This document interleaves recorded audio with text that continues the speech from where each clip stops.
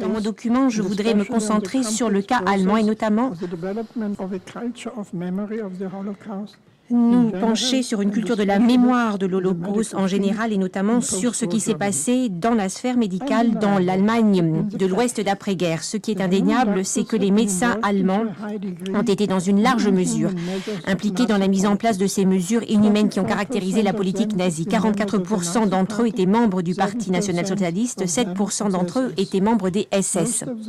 La plupart de ces médecins partageaient cette vision bioraciale qui était celle des nazis. Il s'agissait donc d'une conception biologique de ce qui était la race des maîtres déterminée par un patrimoine génétique supérieur. Cette race, il fallait en garantir la pureté. Tout élément d'une qualité héréditaire qualifié d'inférieur devait être annihilé et disparaître de la nation. Les malades mentaux, les personnes handicapées, au même titre que les juifs, ont été les premières cibles de ces mesures. Comme l'a dit Benno Müller-Hill, les juifs sont des juifs et les malades mentaux sont des malades mentaux parce que leur gène le dicte ainsi. Il s'agissait d'une inversion complète de toutes les valeurs de la déontologie médicale. Tout jusqu'à présent, et je cite ici le sociologue de l'hygiène juif Julius Moïse de 1932, qui a péri à Theresienstadt en 1942, tout jusqu'à présent, qui était lié au concept suprême de la médecine, à savoir le traitement des malades sans distinction fondée sur leur appartenance à telle ou telle race, le fait de traiter tous les patients en fonction des principes de l'égalité, de l'aide due à chacun et de la prise en charge de leurs souffrances. Tout cela n'est désormais plus considéré comme valable aux yeux des nazis. Le médecin devient un meurtrier. Fin de citation. Les médecins ont également pris part à la stérilisation forcée de 350 000 malades mentaux qui, pour la plupart, ont été soumis à cette mesure entre 1934 et 1939. Et ces médecins ont également participé au meurtre de 250 000 malades mentaux et de personnes handicapées se trouvant dans le territoire du Reich jusqu'en 1940. Il faut savoir que hors le territoire du Reich, il y a eu de telles mesures qui ont conduit au même nombre de victimes approximativement. Nous parlons toujours de personnes malades mentales. Les médecins ont siégé sur ces tribunaux statuant sur l'hérédité, où l'on prenait la décision de savoir qui serait stérilisé. Les médecins ont ouvert les robinets à gaz, grâce auxquels ces malades mentaux ont été assassinés. Les médecins, ce système de sélection qui permettait de décider qui devait être tué. Les médecins sont devenus eux-mêmes des meurtriers. Il faut souligner ici que, outre quelques psychiatres dont nous connaissons le nom, d'autres encore ont pris part d'une façon ou d'une autre à ces actes meurtriers. La plupart d'entre eux ont poursuivi leur carrière après la guerre. Il n'est pas d'ailleurs frappant d'apprendre que le représentant des psychiatres allemands d'après-guerre, Hans Erhardt, après avoir publié le livre « Euthanasie et destruction d'une vie dont il est estimé qu'elle ne mérite pas d'être vécue » en 1965, publication qui est une espèce de feuille de vigne pour sa propre carrière au sein du national-socialisme, a lui-même proclamé qu'il fallait mettre un terme à ce débat après avoir réduit au nombre de 50 le nombre total de ce que l'on a appelé les médecins de l'euthanasie. C'est ainsi que les choses ont perduré jusqu'en 2010, date à laquelle la Société allemande de la psychiatrie, de la psychothérapie et des maladies neurologiques a trouvé le courage de présenter des excuses eu égard aux victimes de ces assassinats. Contrairement à l'euthanasie nazie, l'assassinat de masse des Juifs a été le fruit d'un processus de beaucoup plus longue haleine. De ce processus complexe, je veux dire ceci. Il s'agissait d'une acceptation progressive et très large de cette théorie raciale. Cette acceptation s'est faite sur plusieurs décennies et s'est ancrée dans la communauté politique de l'Allemagne. Cela a été combiné à un antisémitisme racial. Les médecins étaient partisans de ces deux conceptions. les Juifs, à leurs yeux, étaient un élément étranger à la nation allemande. Les Juifs, les Tziganes, en tant que peuple, étaient des peuples d'une valeur héréditaire moindre et devaient ne pas se mêler à la population allemande, comme l'avaient permis d'ailleurs les mariages mixtes. Il s'agissait de conduire à la création d'une race allemande pure, condition prérequise à la domination du monde. Ce paradigme biologique était combiné avec des méthodes de discrimination, de pillage, de spoliation, d'expulsion, de persécution, de mise en ghetto et enfin de génocide. Pour ce qui est des malades mentaux juifs et des personnes handicapées juives, il faut ici mettre en exergue que le témoignage de Victor Brach, du cabinet rapproché de Hitler, qui est intervenu au procès de Nuremberg dans le cadre du procès intenté aux médecins, il a été indiqué que les patients juifs dont il avait été dit qu'ils avaient été assassinés dans les chambres à gaz lors de la première phase de l'euthanasie nazie avait été un mensonge. Cela a pour longtemps retardé la reconnaissance du fait que les malades mentaux juifs et les personnes handicapées juives avaient été les premières victimes de ces actions meurtrières. Le reste a été tout entier englobé dans l'Holocauste. La recherche montre sans doute possible qu'il y a eu de nombreux liens entre ce que l'on a appelé l'euthanasie et la solution finale. Cela a commencé par des expériences qui ont conduit à la décision que c'est le gaz qu'il fallait utiliser pour commettre ces assassinats de masse. L'identité des premiers escadrons de la mort dans les camps est tout à fait comparable à l'identité de ceux qui par la suite ont travaillé dans les chambres à gaz. Ce sont des personnes qui par la suite ont entre guillemets perdu leur emploi lorsqu'il y a eu réorganisation du système d'assassinat. On a remplacé le meurtre par le gaz de ces personnes malades mentales par d'autres méthodes. Dès le début, les cercles médicaux ont joué un rôle de premier plan au moment d'assurer le remplacement de leurs collègues juifs. 8500 médecins sur les 52 000 que comptait le Reich étaient juifs, d'après les lois nationales socialistes publiées et révélées en 1963. Dans toutes les mesures de discrimination menées, l'expulsion et l'humiliation des collègues juifs jouaient une part importante. Comme une partie très importante de la population, ces médecins étaient bien conscients des meurtres qui étaient accomplis sur la personne des malades mentaux et étaient bien conscients également des mesures de plus en plus sévères qui les visaient eux-mêmes. Ils étaient parfaitement conscients du pogrom qu'a constitué la Nuit de Cristal, des déportations qui ont commencé à se faire dès 1941 et des rumeurs concernant leur propre extinction. La persécution juridique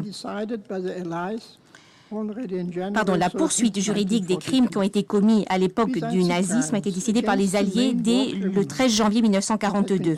Outre les procès à l'encontre des plus grands criminels de guerre qui ont été menés par le tribunal militaire international, le Conseil du contrôle des Alliés, dès le 20 décembre 1945, émet la loi numéro 10, comme elle a été appelée, loi par laquelle les commandants militaires en poste dans les 4 zones d'occupation allemandes étaient autorisés à ouvrir des procédures pénales à l'encontre des personnes responsables d'agressions militaires, de violations des conventions de la guerre, de crimes contre l'humanité et d'appartenance à une organisation criminelle.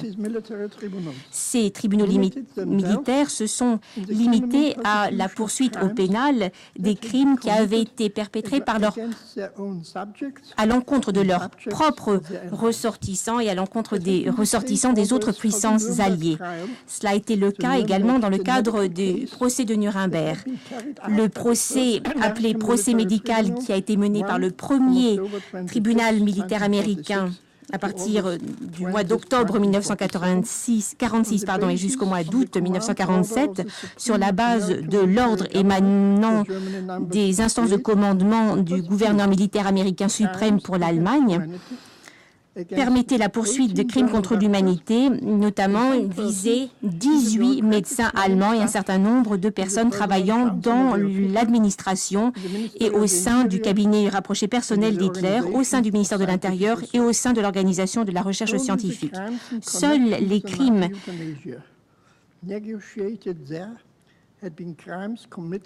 qui étaient liés à cette euthanasie nazie, comme on l'a appelé, ont été considérés comme des crimes ayant été commis par des Allemands contre des Allemands. L'Holocauste a joué un rôle particulièrement important dans le cadre de ce procès, même si les détenus juifs d'Auschwitz, qui étaient également des résistants, pour certains d'entre eux qui avaient été transférés à Sachsenhausen, appartenaient à cet ensemble de cobayes humains qui avaient été soumis à toutes sortes d'expériences dans ce camp.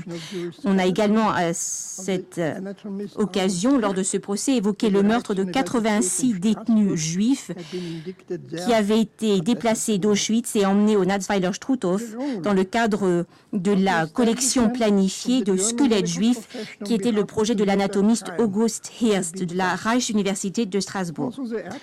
Le rôle de la profession médicale allemande a été absolument désastreux. En 1945, une organisation régionale des médecins allemands a envoyé une commission de médecins allemands qui devait servir d'observateurs et qui ont été envoyés sous la houlette du psychanalyste Alexandre Mitscherlich au procès qui avait cours. Mitscherlich, pendant le procès, publie une analyse de l'acte d'accusation sur la base duquel reposait le procès, analyse intitulée « Le dictat du mépris de l'humanité ». Cette publication soulève une vague de protestation et de dénonciation le visant et visant ses affidés. Le doyen de la faculté de médecine de Göttingen, par exemple, qui avait lui-même été impliqué dans des expérimentations humaines dans le camp de concentration de Dachau, a indiqué que l'analyse de Mitscherlich était une analyse qui manquait de ce qui fait la valeur d'un documentaire et a indiqué que cette analyse portait atteinte à la réputation des chercheurs allemands dont l'honneur est inviolable. Fin de citation. À l'issue du procès, la documentation a été publiée sous le titre « Science dépourvue d'humanité ». Tous ces documents ont été envoyés à l'ensemble de la profession médicale allemande, mais cela n'a pas mené, comme l'a remarqué Mitscherlich, à une quelconque discussion sur les crimes qui avaient été perpétrés par la communauté médicale allemande. Bien au contraire, il s'est agi d'un ticket d'entrée qui a permis à un certain nombre de médecins allemands d'adhérer à l'Organisation mondiale pour la santé. Mais pour la sphère médicale allemande, le problème de la participation de la communauté médicale allemande aux crimes poursuivis à Nuremberg devait trouver son terme dans le cadre de la publication de tous ces documents. Les médecins allemands ont affirmé que seuls 350 d'entre eux pouvaient être considérés comme des criminels directs puisqu'ils avaient commis des crimes indescriptibles, faisant une utilisation abusive de la médecine de façon pseudo-scientifique. Il fallait les considérer comme les brebis galeuses de la profession. Par cette déclaration, tous les autres devaient se trouver innocentés. À leurs yeux, ils n'avaient fait que s'accomplir que de leur devoir dans une époque très difficile pour la nation.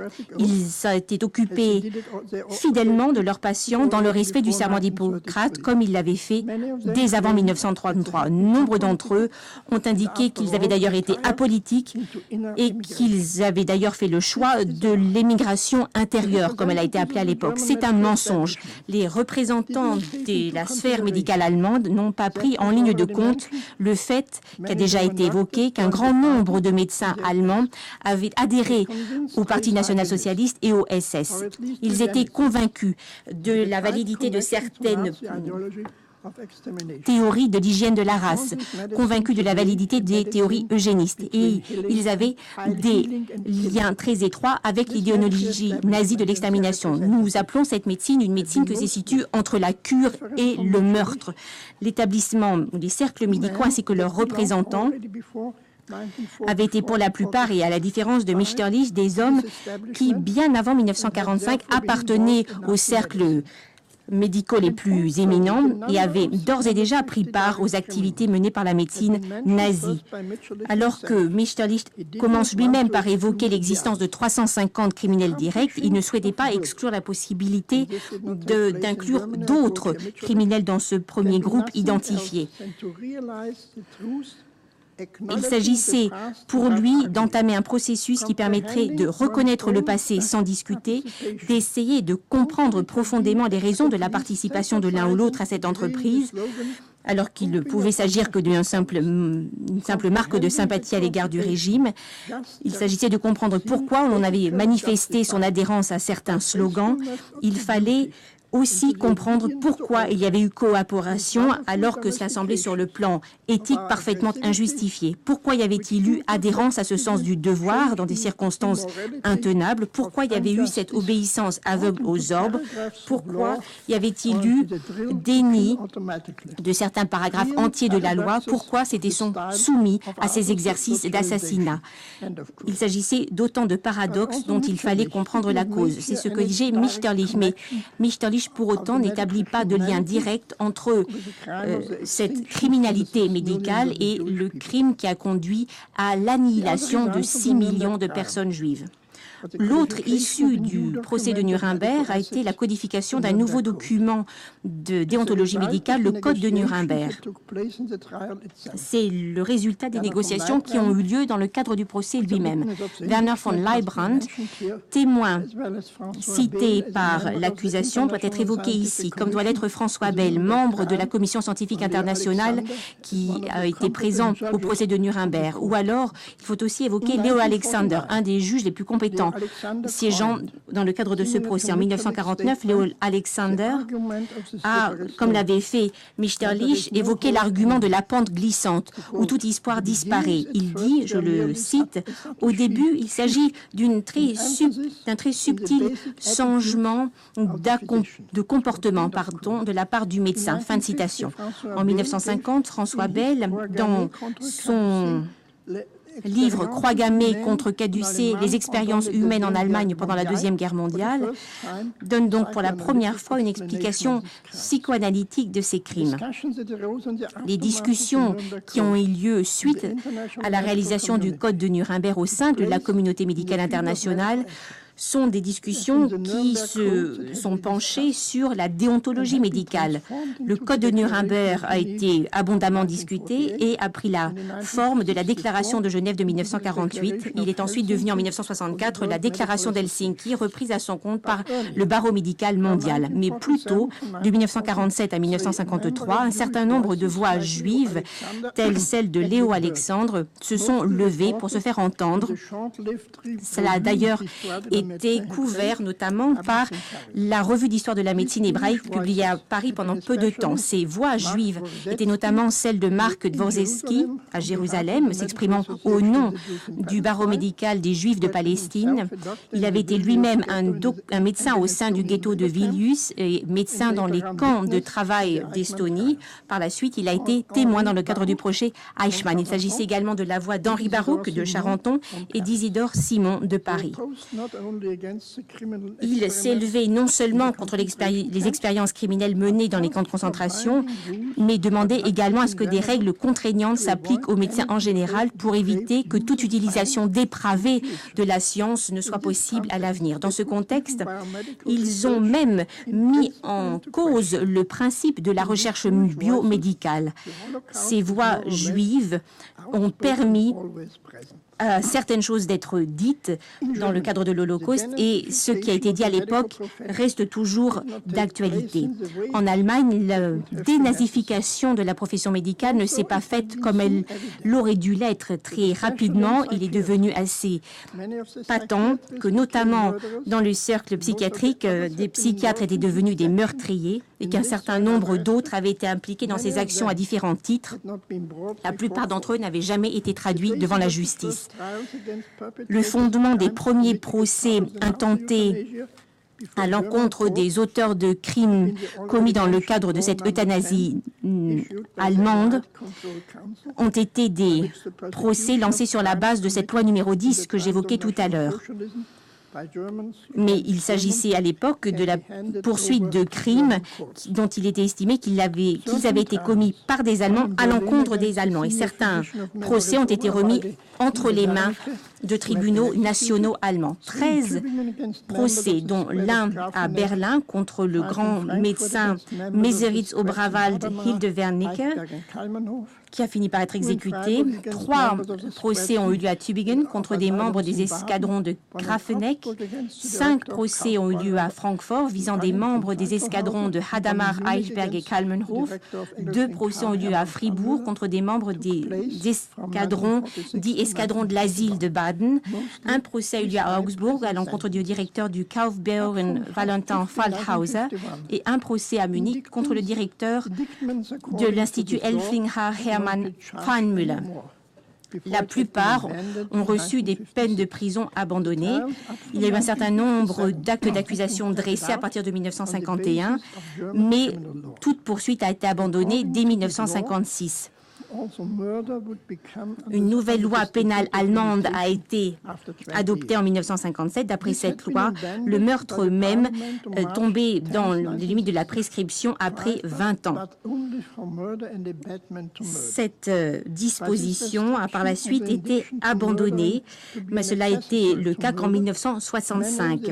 Un certain nombre de restrictions ont été toujours respectées eu égard à la possibilité de poursuivre le meurtre ou la complicité de meurtre, ce qui a rendu impossible un certain nombre de poursuites. Ce n'est que beaucoup plus tard que des procès ont été lancés à l'encontre de médecins qui, par ailleurs, avaient longtemps poursuivi leur carrière en Allemagne de l'Ouest. Ce sont également des démarches qui visaient certains infirmiers ou infirmières qui, d'une façon ou d'une autre, avaient participé à ces crimes. Mais ces procès n'ont jamais trouvé de conclusion satisfaisante. Cela est bien montré par le dernier procès qui a été ouvert à Francfort le 15 janvier 1965 à l'encontre d'Aquilin Ulrich, Klaus Andrew Weid, Heinrich Bunker et Kurt Baum.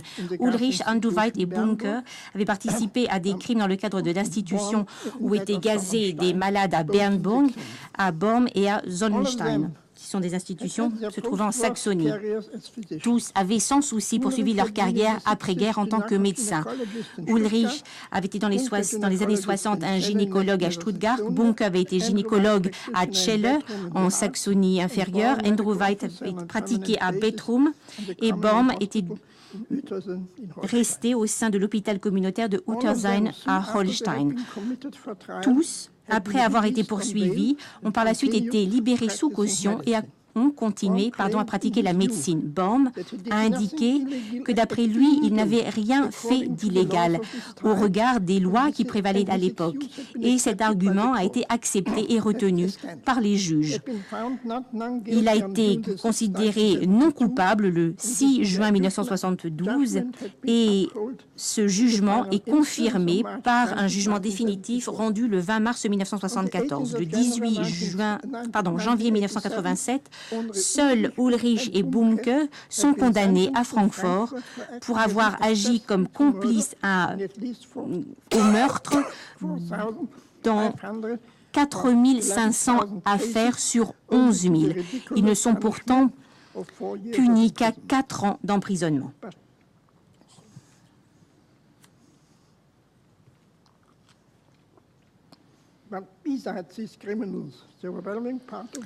Outre ces criminels, une partie très importante de la profession médicale, comme ça a déjà été dit, avait été membre du parti nazi. Et ce n'est que certains d'entre eux, la moitié à peu près, qui a été soumis à certaines questions posées par des chambres spéciales de juges non professionnels allemands. Ces chambres étaient constituées sur ordre des puissances alliées. Les accusés étaient placés dans différentes catégories, délinquants, personnes devant être inculpées, personnes qui n'ont pas pris une part active aux événements ou personnes devant être exonérées de toute culpabilité. La plupart des médecins a été tombés dans des catégories qui les considéraient comme de simples observateurs passifs qui n'avaient pas directement pris part à ces persécutions nazies.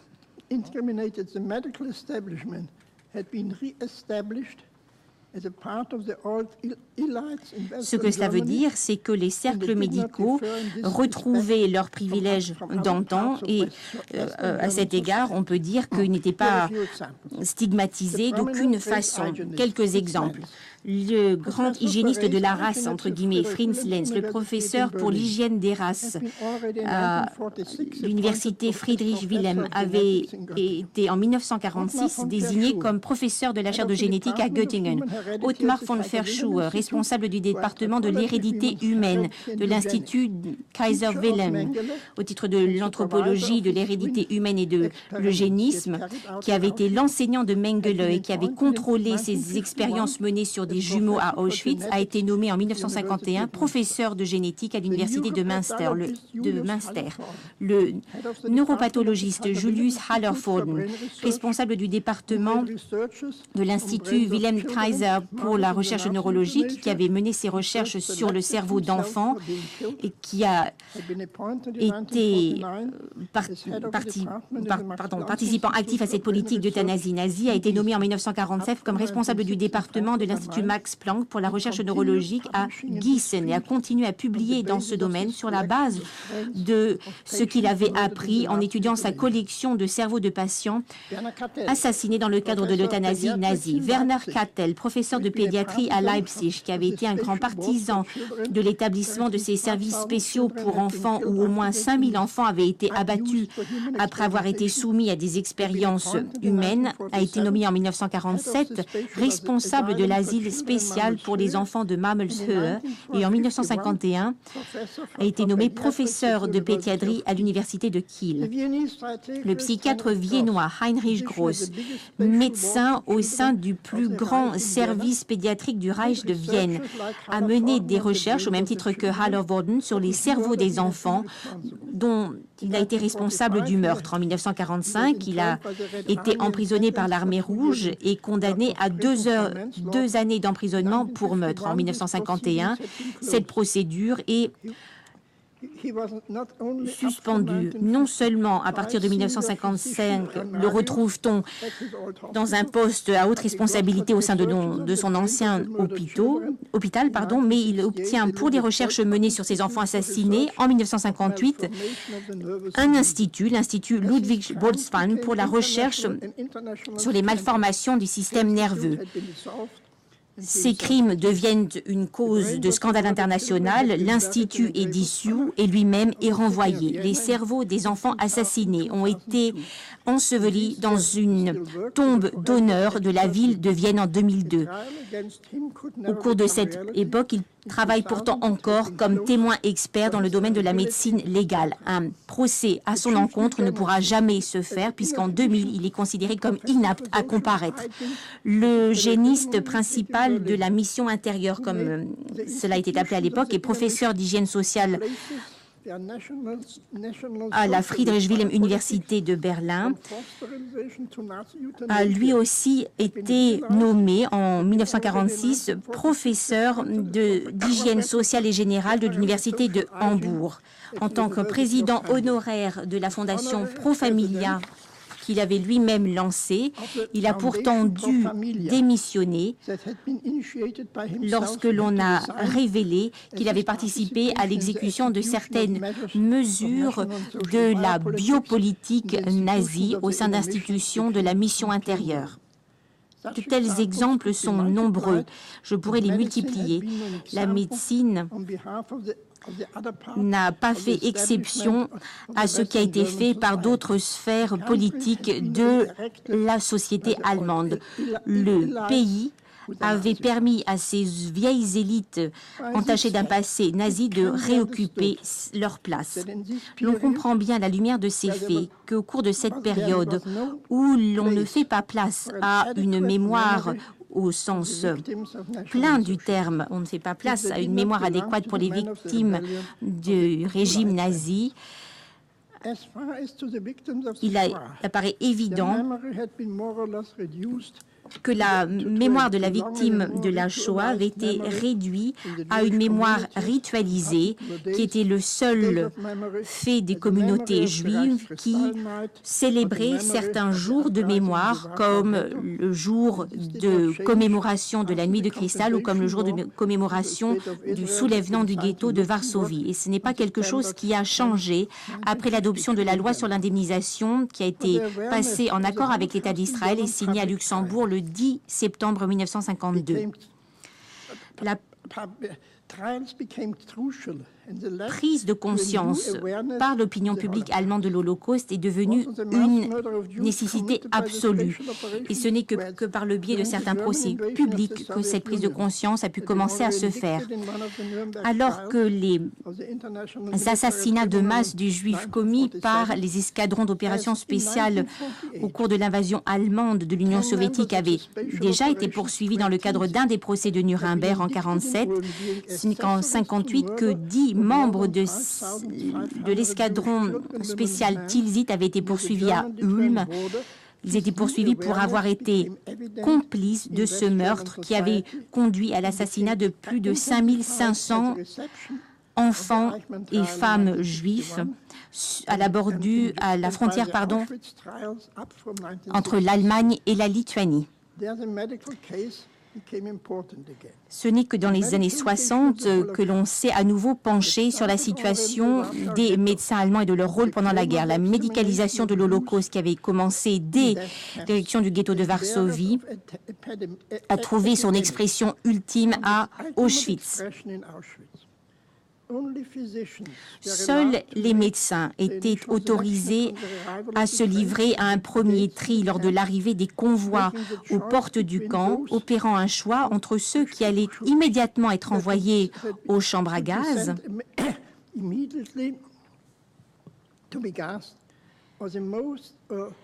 et entre ceux qui étaient physiquement plus résistants et dont il convenait de les maintenir en vie pendant un certain temps pour qu'ils puissent être utilisés comme esclaves et travailleurs de force.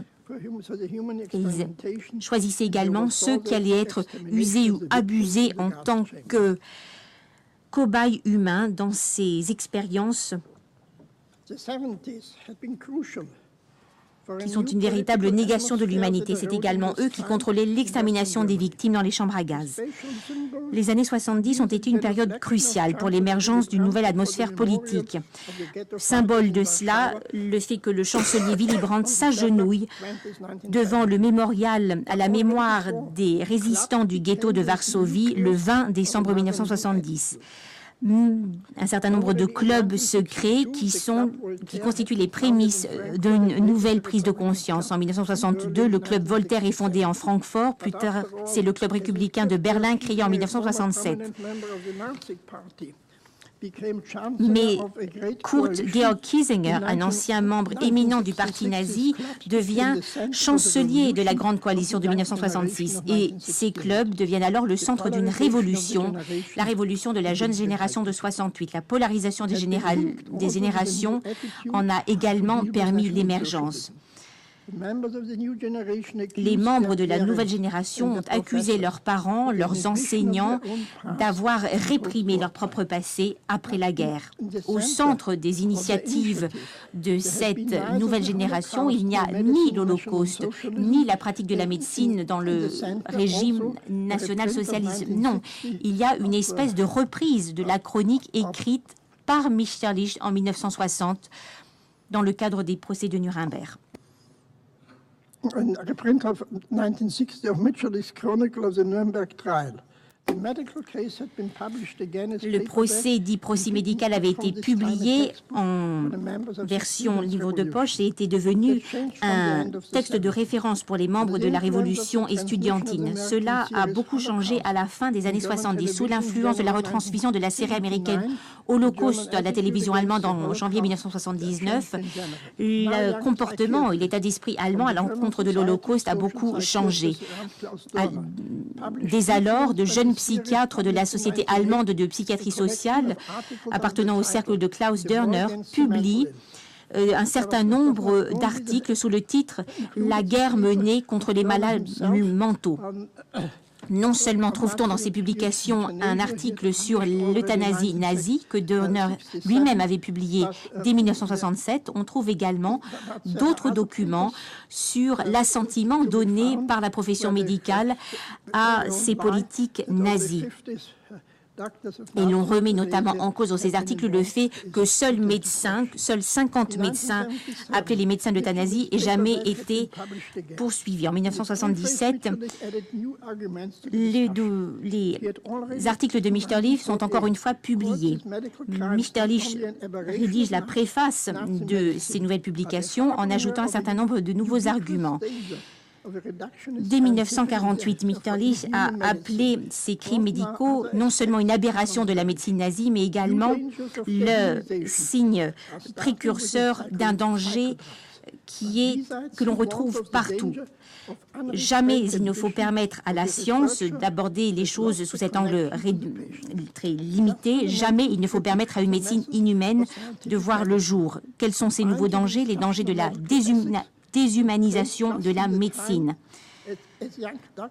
Mechterlich, dans sa préface, ajoute également qu'il existe un véritable danger qui est incarné par l'ambition sans limite du chercheur qui perd son lien avec le patient dont il a la charge. Cette critique fondamentale des méthodes de la médecine scientifique, associée à une discussion sur la déontologie médicale, se produit juste au moment où émerge une nouvelle génération de médecins. La conférence sur la santé de Berlin de 1980 se tient sous le slogan « La médecine dans le national-socialisme, un tabou du passé, une tradition qui vaut toujours ». Point d'interrogation. Cette tradition qui semble peut-être se poursuivre est examinée à la loupe. Et c'est un médecin de New York qui prouve les liens entre la médecine allemande et l'Holocauste dans son ouvrage de référence.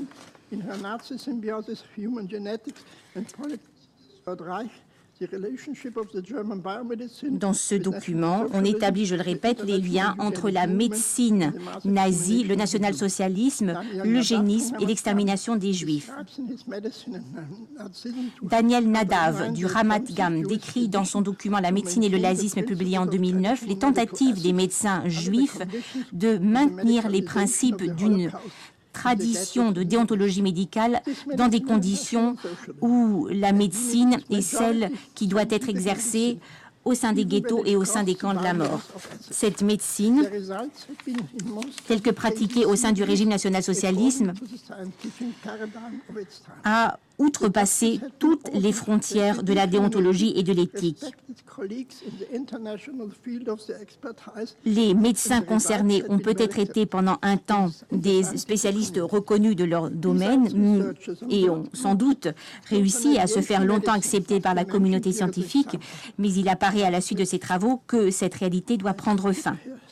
Je vais sauter un petit peu certains passages de mon intervention.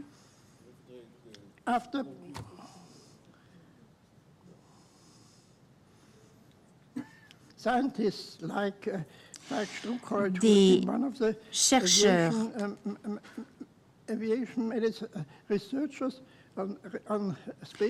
notamment dans le domaine de la médecine de l'aviation et de l'espace, ont par la suite fait des carrières aux États-Unis, notamment au sein de la NASA.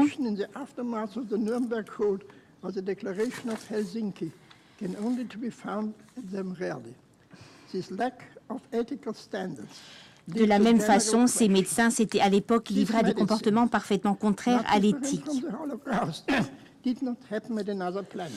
Cette médecine n'a pas été pratiquée sur une autre planète. Cette médecine a été le résultat d'une certaine politique contraire à tout progrès. Théodore Adorno, d'autres encore, sont devenus, comme Mechterlich, des partisans d'une véritable révolution. J'en veux pour preuve le document écrit par Baumann en 1989, « Modernité et l'Holocauste », et les documents rédigés par Giorgio Agamben.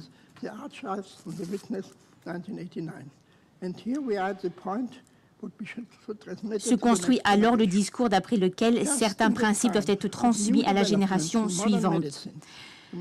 Alors que nous vivons au sein de la médecine moderne toutes sortes de nouvelles évolutions, il suffit de se pencher sur ce qui se fait en génétique moléculaire, en matière de recherche sur les cellules souches. Il y a plus que jamais besoin d'une véritable déontologie médicale. Elle est indispensable. De nouvelles méthodes de dépistage préimplantatoire peuvent mener à nous poser un certain nombre de questions éthiques sur le début de la vie. Dans une société où il y a de plus en plus de personnes âgées, et où l'on parle de plus en plus de démence et de possibilités d'envisager l'euthanasie, il faut beaucoup réfléchir aux aberrations de la médecine dans le cadre du régime national-socialisme. L'argument de la pente glissante de Léo Alexander ne peut être compris sans une dimension historique. Il ne doit pas s'agir d'une spécialité allemande ou d'un Sonderweg. Si la médecine du national-socialisme et si la déontologie médicale se sont associées à certains autres sujets, il faut l'éviter à tout prix et il faut traiter de ces questions comme des sujets obligatoires dans tout cursus de médecine, notamment en Allemagne. Aucun débat sur la déontologie médicale ne peut faire cette impasse. L'Holocauste et la formation à l'Holocauste est un domaine incontesté de recherche. Le lien entre tous ces éléments peut mener à l'émergence d'une déontologie médicale qui pourrait nous permettre de donner des réponses aux questions urgentes que pose la médecine de demain.